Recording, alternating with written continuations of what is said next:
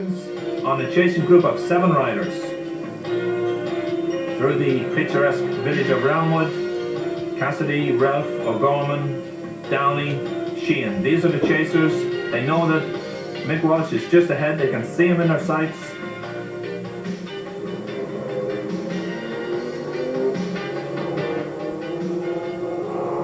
And a further 30 seconds behind, another chasing group led by David McWilliams from Northern Ireland. Vinnie Kelly is also in that group.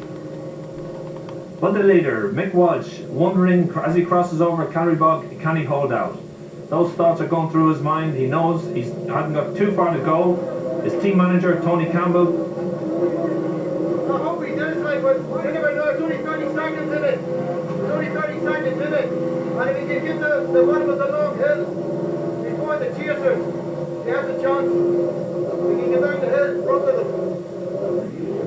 And the chasers only 30 seconds behind, riding very well together. Downey, O'Gorman, Ralph, Sheehan and Cassidy. The next chasing group are further 30 seconds behind, led by McWilliams. Vinnie Kelly is there, Terry McManus is there, Rachel Kimmage is also there.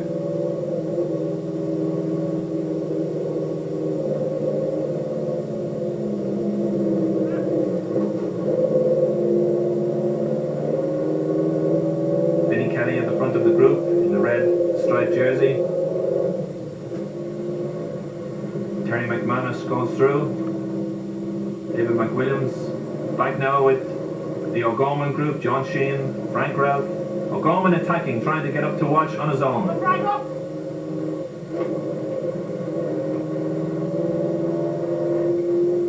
These riders, all current Irish internationals. Anthony O'Gorman now just back from the Regione race in Italy, and it's Mick Walsh back with the leader, Mick Walsh, as he approaches Bray. But he's got a very, very difficult circuit in Bray to complete. They go up through the main street of Bray twice actually, and around a 1-mile circuit, so it's going to be very difficult for them to hold out. These 5 riders are closing up on him rapidly, but riding very well, and definitely a very courageous performance from Walsh here today. His team manager Tony Campbell coming up and telling him the information, telling him exactly who's chasing and how far they are behind.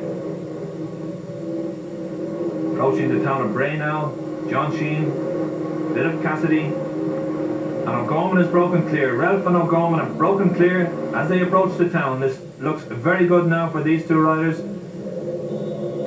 They hear and they know, they can see ahead of them that Walsh is weakening as they approach the town. Anthony O'Gorman driving on now towards Bray. And as they come up the main street for the first time, fate has taken its toll, and Mick Walsh, who has ridden very well, is caught by O'Gorman and Ralph.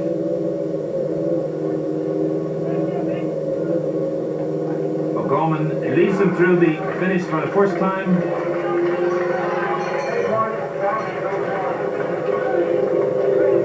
A very big crowd has assembled here now, and they're waiting in anticipation for the leaders to come around again and to see who's going to win this event. And it's Anthony O'Gorman on his own, taking the Lucozade sponsored Shay Elliott trophy. Second place was Frank Welch. Third was Michael Walsh after that very courageous performance. Fourth was John Sheehan, and then came Seamus Downey and Philip Cassidy. I just came back from Italy last Monday night, and some of the stages over there were 140 miles, so I had the distance in my legs today. So that was an advantage over the home riders. Yeah, I suppose the shortage of electricity didn't help me very much during the week. I work in a bakery, family business at home in Clonmel, so it meant getting up at 4 o'clock every morning this week, as well as trying to recover from last week's epic, so I'm very happy the way things turned out today. It's a race I've always wanted to win. The last 2 previous years I've been in the break, and I've got dropped out of the break when into the finish, but I made sure that wasn't going to happen today. So it really was a big flag in my cap to win the race today here.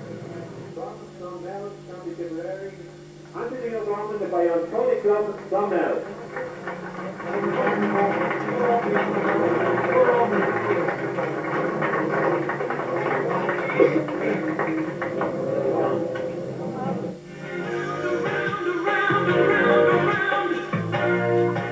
But as we remember Shay Elliott, let's look back at the stage win on the Tour de France. And the yellow jersey he held for 3 days.